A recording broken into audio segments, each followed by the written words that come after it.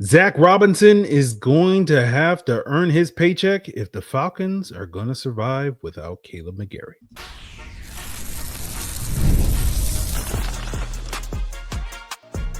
You are Locked On Falcons, your daily Atlanta Falcons podcast. Part of the Locked On Podcast Network, your team every day.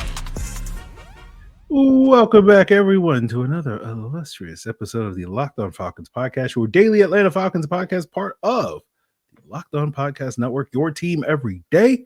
And if you do not know me, I'm your very humble host, Aaron Freeman, a.k.a. the Jolly Green Giant, a.k.a. the iron that sharpens the iron, a.k.a. Mr. a.k.a. And I've been covering the Atlanta Falcons for almost 2 decades. Formerly at FalcFans.com, RIP, but still going strong on this podcast. And I thank each and every one of you that goes strong with me as everydayers. That means you make this podcast your very first listen each and every day. And all you got to do to become an everydayer, subscribe or follow for free on YouTube or wherever you listen to podcasts. So, of course, today we are joined by Jarvis Davis of Locked On Sports Atlanta to wrap up this week of activity here in Atlanta. We'll talk about the upcoming Friday night practice squad game against the Dallas Cowboys and which players, are on that roster bubble that can really make their case on Friday night. But obviously, we got to talk about the big news of the week. And no, it's not Jalen Walker and James Pierce and Michael Penix not playing in the preseason game, which, certainly the week started off like that. Felt like that was going to be the biggest story of the week. But we got the news yesterday, as we discussed, Caleb McGary going down with an injury. We got the news that Storm Norton, who the Falcons swing tackle, is going to miss at least the first month of the regular season with an ankle injury. And as we sit here recording this on Thursday afternoon, the latest update we've gotten on Caleb McGary is that, comes from ESPN's Jeremy Fowler, which is that he'll miss some time. And I'm just like, okay, Jeremy, tell us something that we didn't already know. What does some time mean? But hopefully we'll get a more exact update on the timeline for how much time Caleb McGary is going to miss in the next 24 hours.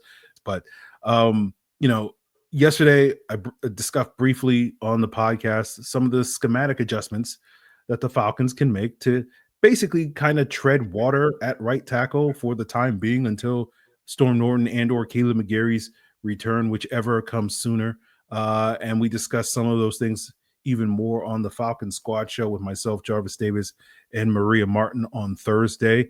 But, Jarvis, for the Locked On Falcons listeners that just, haven't gone around to the Falcons Squad show yet in their listening routine, I'm curious where you sort of lie on sort of that dichotomy of coaches versus GM, right? With the idea of, should the Falcons be focused more on the coaches kind of scheming around this absence for however long they need to do it?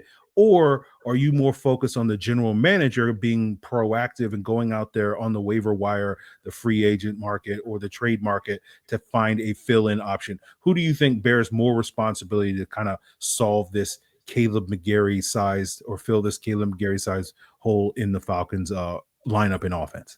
For me, it has to be the coaches right now, because here's the thing. Zach Robinson got to earn a paycheck, man. When you talked about, whether it be, lining in Kyle Pitts over there to chip, or Charlie Warner, over there to chip.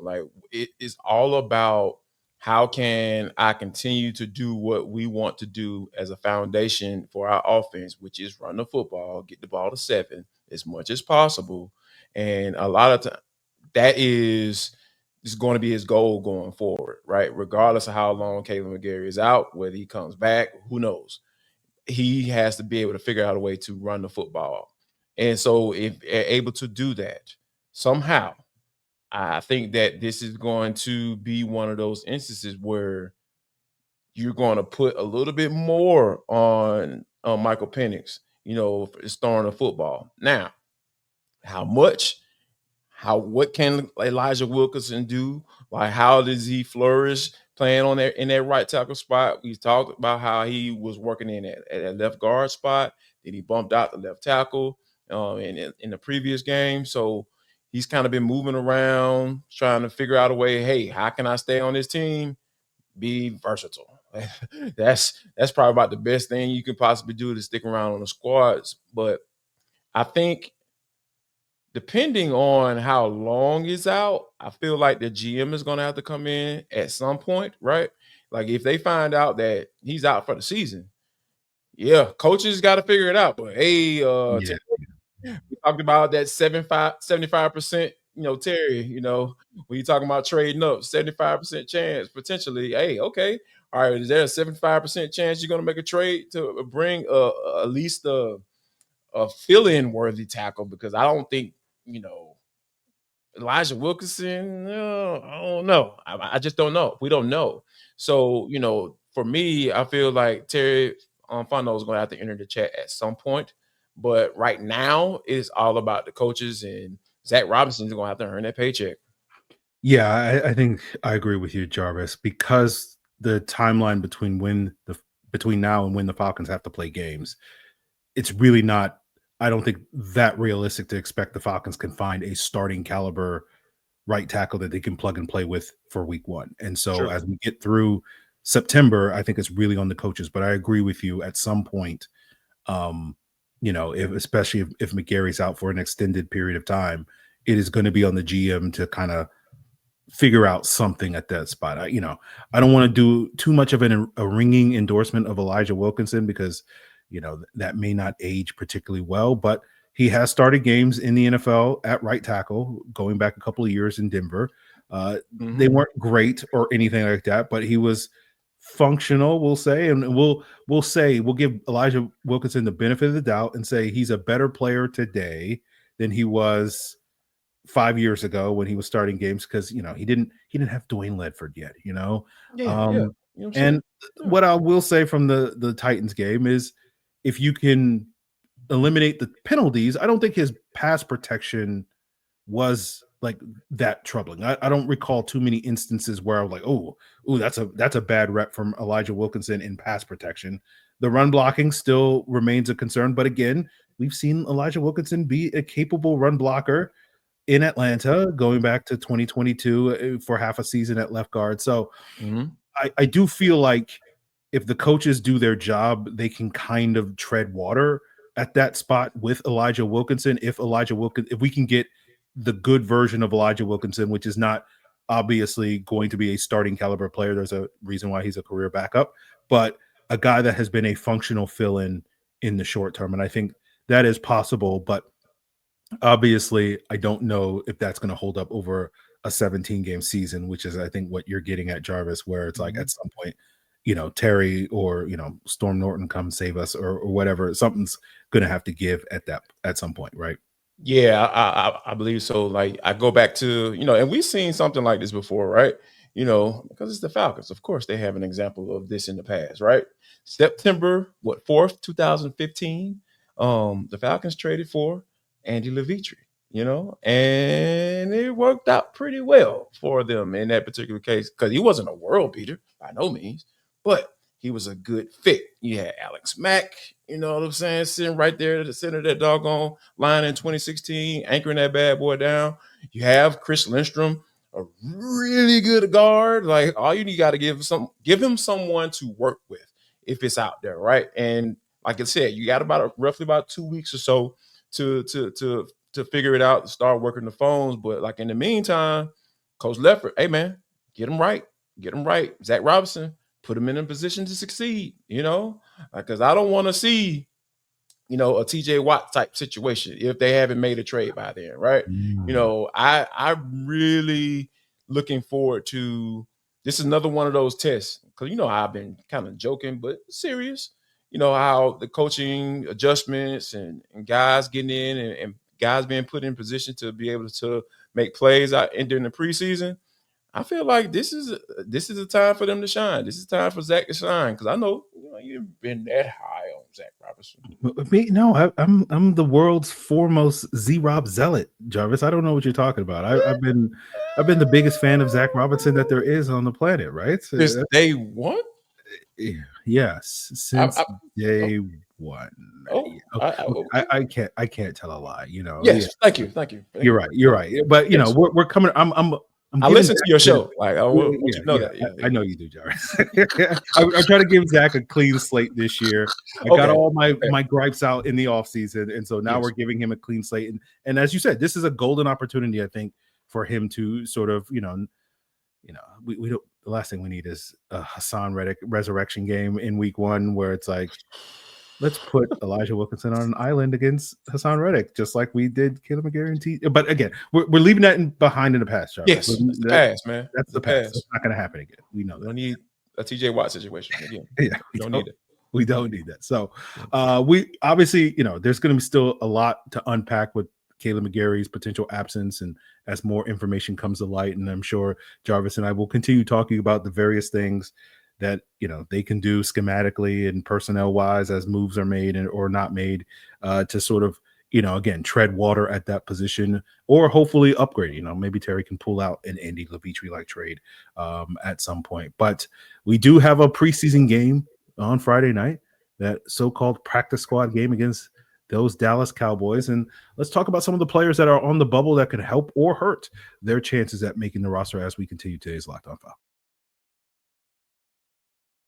This episode is presented by Yahoo Fantasy. With the NFL kickoff almost upon us, it means fantasy football season is back in full swing, and this year Yahoo Fantasy is turning things up with a fantasy football experience like never before. This year, I'm playing Yahoo Fantasy, and you should too, whether you're a first-timer or a veteran making their millionth league. And I've been a Yahoo Fantasy user for years, and the updates that they're rolling out this month are, pun intended, fantastic. To celebrate 28 years of fantasy football greatness, Yahoo Fantasy is dropping 28 big new features over 28 days throughout August. To kick it all off, they just dropped the Yahoo Fantasy Guillotine Leagues, a killer new way to play fantasy football on Yahoo, where the lowest scoring team is going to get eliminated each week until there's just one team left standing. With the season around the corner, now's the time to get your league together and give this new mode a try. And if you're more into the classics, you can still play a head-to-head private league or join a public one. Stay tuned for more killer announcements and start playing Yahoo Fantasy Football now at yahoofantasy.com/LockedOnNFL. So talking here with Jarvis Davis of Locked On Sports Atlanta, we already know, several guys are not going to play on Friday night in this preseason finale against Dallas Cowboys. Jalen Walker, James Pierce have been two that are explicit. I'm sure there will be several guys that are, locks for roster spots that will play. And then, one series and then you're out of there. We can't risk any injuries at this point in time. So we just need you to play a couple of snaps just to get through this game. And then you get that quick hook. But, that will be interesting. And I'm sure we'll be discussing that on Friday after the game. And of course, the hour and a half of elite content that we are going to give you here on not only Locked On Falcons, but Locked On Sports Atlanta with the Falcon Squad hour-long postcast immediately after that final whistle. And then, of course, 30-minute solo rapid reaction here on Locked On Falcons, something that we will be continuing doing all season long into the regular season. But, yeah, we'll be paying attention to sort of who got the quick hook. That's going to tell us a lot about who's locked up a roster spot versus some of these guys that will be playing 2-3 quarters on Friday night. But Jarvis, in the sense of some of those guys that you expect that will be getting some extended looks or potentially could be getting those quick hooks, is there a player or players that you have your eyes on, a position battle that you're going to have your eye on Friday night that, guys that can make or break their roster chances or practice squad chances in this matchup against the Cowboys? For me, is on the interior defensive line. I know that we've been focused on edge, and I feel like we got to give the big boys in the middle a little bit of love. And that's, guys like Ruka Roro. Is he going to get extended? He might be one of those quick hook guys, I assume. A guy that I don't know about, Laquel London. He's been one of those interior guys like that nose type in the base defense. Kentavious Street, he might be a guy that might get the quick hook because I feel like he's going to be essentially David Onyemata's backup. Essentially, when you talk about that type of tackle from that standpoint, and that's the thing that I've been intrigued by throughout this entire training camp, like the rotations, who's gonna be here, who's not gonna be here. And I think that those are the guys I'm going to have my eye on mostly another guy that I'm really interested in to see how he plays, if he plays, given his history, Braylon Trice. Yeah, he's on my list too. That's a guy that I'm very intrigued to see how they handle him, because we know that he's going to make the team, right? But he needs to play, I feel.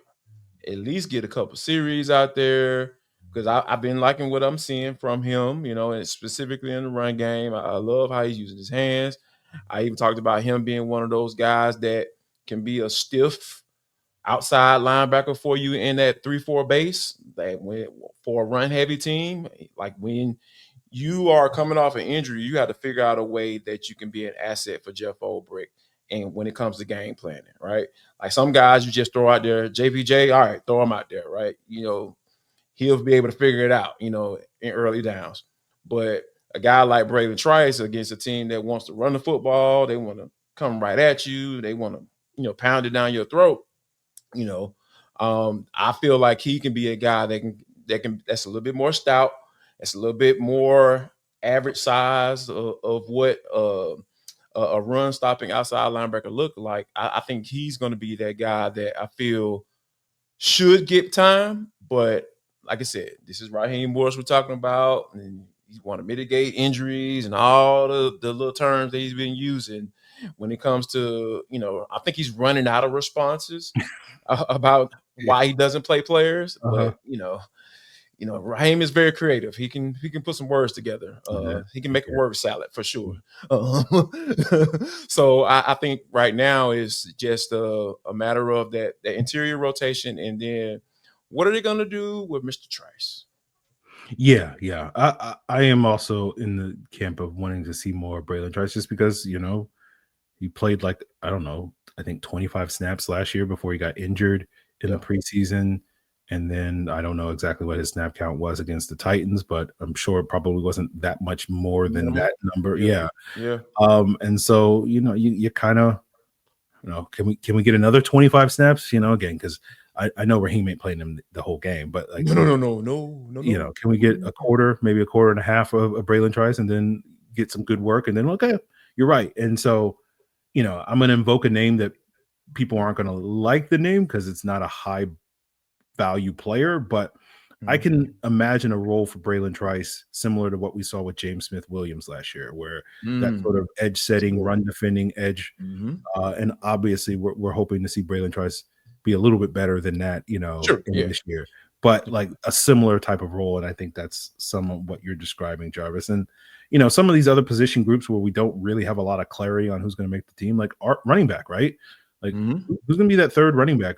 Even if the Falcons keep 3 running backs, right? Is that going to be Nathan Carter? Is that going to be Jay Sean Corbin? Or is this going to be another position where, you see the Falcons maybe keep an eye on that waiver wire to sort of see if there's an option there that if they potentially have an injury at that running back position, someone that they're comfortable filling in with. And then obviously I think in the secondary, you still have 2 unknowns in terms of who's going to be starting as that second safety next to Jesse Bates and the nickel cornerback.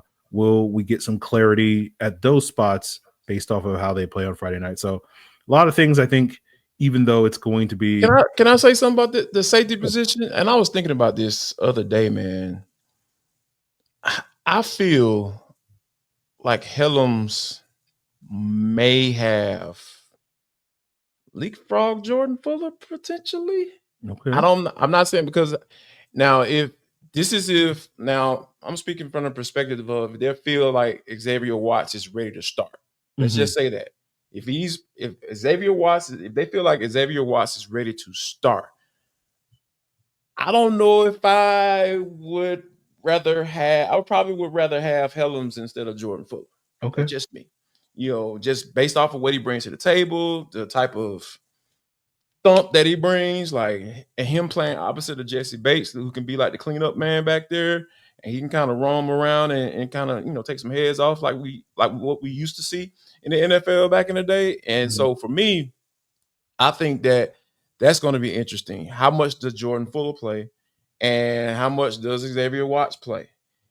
And if Helms gets the opportunity to play, I feel like that safety thing is going to be very interesting because I think based on if Watts get the quick hook, he probably going to be the starter, I believe, because they want him to be in that spot. So, and then if Jordan Fuller, plays a quarter or two, I don't know. It might be something that they might be in the works, but for him, as far as not being on another team, that is.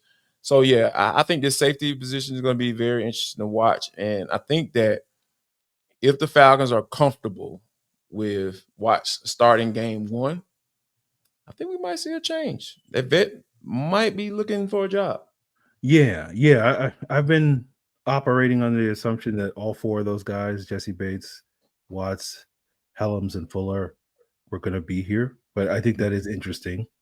And I feel like, though, obviously everybody up except for Jesse Bates is like kind of jockeying for where are we going to be in the hierarchy? Like, are you just going to be the special teams guy that doesn't play defense, or are you going to be the third safety? You going to be that second safety? So it'll be interesting to see if we get any insight into that on Friday night based off of how these guys keep three safeties to add an extra corner. Yeah, certainly Billy Bowman's flexibility gives you a little bit of you could do that. Yeah, so it'll be interesting. They got some roster decisions to be made, and obviously we'll be talking more about it on Friday night on the Locked On Sports Atlanta and Locked On Falcons simulcast in terms of the Falcons post-game show. Again, coming at you guys immediately after that final whistle, which you can find on YouTube and then later in your audio feeds. And then, of course, right after that, we'll be doing Locked On Falcons Rapid Reaction, giving y'all our thoughts on all the things going on in that Cowboys game and sort of things to keep an eye out with. Final cuts coming on Tuesday. Lots more content coming your way about this preseason game. Lots more coming your way about Caleb McGary. But that's going to be the end of Jarvis and I's conversation here on today's Locked On Falcons. We'll wrap up the rest of today's episode with more insight into Michael Penix, the future of the Falcons offense, with Matt Waldman of the Rookie Scouting Portfolio. And that's coming up as we wrap up today's Locked On Falcons. This episode is brought to you by Betterhelp. These days, it feels like there's a lot of advice for everything, especially on social media in regards to mental health and wellness. But how do you actually know what's going to work for you? Something might work for other people, but BetterHelp, will allow you to get that personal, real guidance from a licensed therapist that's going to do a lot more than social media. I've been benefiting from BetterHelp in the past with getting some positive coping skills. Like you can only control what you can control. And it sounds trivial, but I use it every single week with the Atlanta Falcons, and even for things that are a little bit more important than football. And you can too with BetterHelp, who with over 30,000 therapists are the largest online therapy platform in the world, serving over 5 million people. And BetterHelp is easy to fit into your schedule. You can connect with just one click, and you can even switch therapists at any time if you need to. So talk it out with BetterHelp, and our listeners get 10% off their first month at betterhelp.com/lockedon. That's BetterHelp, HELP.com/lockedon. I'm wondering a little bit, when you look at some of the things and some of the elements that you're talking about with Michael Penix's game that he can improve upon and show this upcoming season, what are some of those things that you think he can, some of those areas where you do think he has the potential to really blossom? I know one of the things that a lot of people have talked about has been, being able to build maybe a little bit more of a rapport with some of the receivers that he didn't really get an opportunity to work that much with last year, basically taking all the second team reps, and with Kirk taking pretty much all the reps with guys like Darnell Mooney and Kyle Pitts and Drake London. And so far this summer, minus Darnell Mooney due to his absence due to a shoulder injury this summer in training camp, but has been getting a lot of reps with Drake London, with Kyle Pitts. Is that ability to build that rapport working with those receivers, do you feel like that's going to allow him to unlock new areas of his game, and what are some of the other areas that you feel like can only get better as time wears on this upcoming season? Yeah, I'm not so, the rapport part is really a natural part of quarterbacking, because when we look at quarterbacking, I think this is one of these things that I think a lot of media would really benefit from trying to impress upon fans, is that most scouts understand that it takes about 18 to 30 games to really know what you have in a starter. And most media that we see on major media proclaims whether the guy is ready for a gold jacket pretty much 3 to 5 games in. And then they're pretty ready to proclaim that they need to throw the jacket in the trash. And then they want the redemption story, and they want the clickety of everything that goes on in our field. And that's really what all this is watch me on video and click and let me say something provocative, like, oh, Dan Orlovsky talking about how, it's going to take Caleb Williams, years to unlearn a decade of habits and to be good enough to master Ben Johnson's offense, whereas Jared Goff didn't master it year one, but still threw for 4,000 yards. And I remember, Dan Orlovsky was singing Caleb Williams' praises the year before as if he was the next Patrick Mahomes during the draft. So, you got to take that stuff with a grain of salt. So when we talk about a guy like Penix, when you look at them, usually what happens is defenses are playing guys based on their scheme. They're not doing anything special against a quarterback during their first run of that player playing, because they're not going to overcorrect. They're not going to watch college tape to study how they do things in the NFL. The athletic ability is different. The decisiveness is much faster. The disguises are much more complex. The playbooks are much more complex on offense too. So they're not looking at any of that. So they're going to play things the way they play it. And usually quarterbacks who start off strong, let's say use Jaden Daniels as a good example, they're going to look like they did in college at their best. And that means that they've acclimated fast enough to the playbook to play to a level of speed where they look comfortable and look like themselves. Then as teams start to scout, usually, the NFL scouting component of the team franchises usually accumulate 5 to 7 weeks of tape before they start saying, how should we implement some of this into our game plans against Jaden Daniels? What should we do? They throw a lot behind the line of scrimmage. There's a lot of schemed up plays that are created to have one read and then hit that. So then they start looking at it and they go, well, maybe we should play this look or play. They'll try different things, but they're not going to throw the whole kitchen sink into the game plan, because that could really be bad. But they might pick one or two things wrinkles that they think could maybe foil him, lead to a turnover, or lead to turnover on downs, and that costs them on one extra possession, and then maybe that helps them have the advantage to win the game. And what happens is you see for like weeks 7 to 16, maybe 16 weeks, you start to see teams slowly start to implement one thing after the other. They start watching the tape and they add on to it. And eventually they get a little bit of a book on Jaden Daniels. Well, you're not going to see that book really show up until this year. So, maybe some teams had more success than others last year. And maybe one team said, oh, well, if we made him do this, he struggled, but we thought we were going to force him out of his first read, and we saw him make 2 or 3 reads and he looked really good here. So we can't do that. We can't blitz him. Oh, but if we do pressure from a base set, his completion percentage dipped big time, and he took sacks and he fumbled the ball, which was true. So maybe now coming into the next year, they're going to start to scheme more. So what happens usually in year 2 of a rookie starter is the opposing defenses have a book on them. They have time to prepare off season and really watch their division players. And then other teams look at the division foes and what they did and go, oh, this is what we should try. And suddenly you start to see players regress a little bit. And usually that's the time where these players either have to start to improve upon those looks and get used to what the NFL is really going to do to them. And if they do that, then they start to look like the player they were again. If they don't do it, they wind up struggling and end up maybe being journeyman reserves who can occasionally start.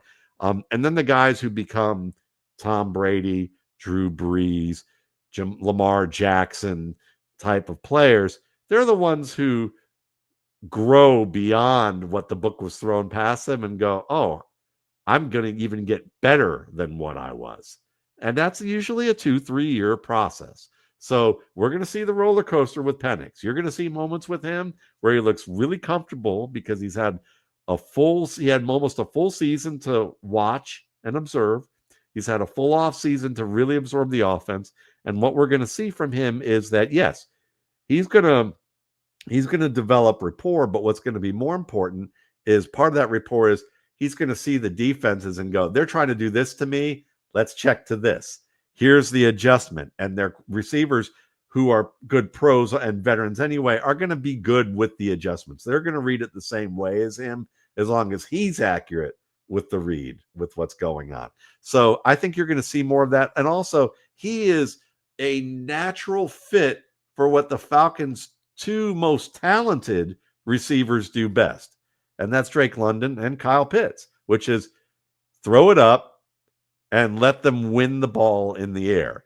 Let them go up and get it, throw them open. If you just go watch Michael Penix highlights at Washington, and he's the best fade route thrower to enter the league since probably Aaron Rodgers. Okay. I mean, he throws a beautiful football exactly where it needs to be. And then the confidence. I mean, you watch that scream and throw that was a little bit cocky against the Panthers up the left boundary where he just I don't remember who he hit. I think it was Kaderil Hodge. Mm-hmm. But that was a laser that he just threw right past the safety trying to cut it off.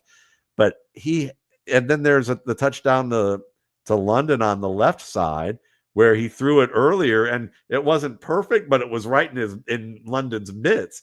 And then he goes, oh yeah, I got to put this a little bit more outside, and then does that immediately on the next play for the score. You're going to see lots of that. And Kyle Pitts didn't have that with Matt Ryan when Matt Ryan was still playing. He's going to get that with Michael Penix. So if Kyle Pitts is going to become something, and I still believe he can, he needed a quarterback to unlock what he does best. And if he can't make it with Penix, either Penix had his arm chopped off or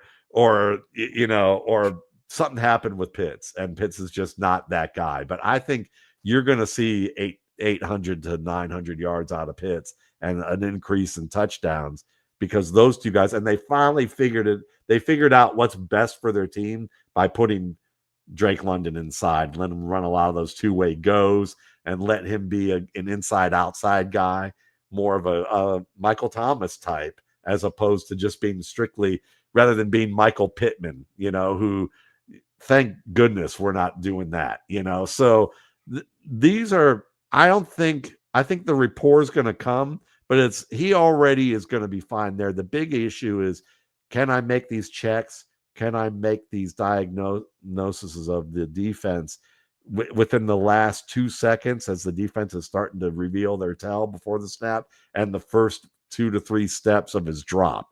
If he's really gets good at that, he could be a top 10 statistical producer this year. And he might have some weeks early on where he starts hot and ends up being the top 5 guy for a while. I just don't think that we're going to look at him and say it's a Jaden Daniels season. And the reason isn't that he couldn't be as good as Jaden Daniels. I had him rated higher. I thought the two guys most comfortable with coming in and probably playing for most teams and dealing with the awfulness that happens of being a rookie starter were Caleb Williams and Michael Penix, and I had Bo Nix third on that list with Daniels and Narrow fourth behind it. But Daniels went to a team where they schemed everything up really well, and they did things where they threw more behind the line of scrimmage than anywhere. Doesn't make Daniels a bad quarterback. He's very good, but he got a little bit more training wheels than a lot of these guys get, and good for him. More teams should do that. Penix isn't going to get that, especially as a second-year guy. They're going to throw him in, and they're going to give him some of what his offense did at UW, but they're not going to be like quick throw after quick throw. They're going to do some of that, but they're going to let this guy attack downfield a lot more than they let Jaden Daniels during the first 4 to 5 games. And as a result of that, you're going to see some highs and lows that you would have seen from Daniels if they had him do that. But the only deep threat they had was Terry McLaurin. So in this offense has a lot more than that. So there is a lot more to come as well with our continued conversation with Matt Walton of the Rookie Scouting Portfolio. You've heard about roughly half of that conversation, so we will continue to have the Michael Penix discourse in the coming days here on the podcast. But obviously, we'll be immediately focused on that upcoming preseason finale against Dallas. We'll probably get a final roster prediction from yours truly, coming your way to start off next week as well. So continue to make Locked On Falcons your first listen. Check us out on YouTube or wherever you listen to podcasts. And for your second listen, right? So Falcons prepare their initial 53-man roster. You need to start preparing your initial fantasy roster, and Locked On Fantasy Football for your second listen is going to help you do that. It is all part of the Locked On Podcast Network, your team every day.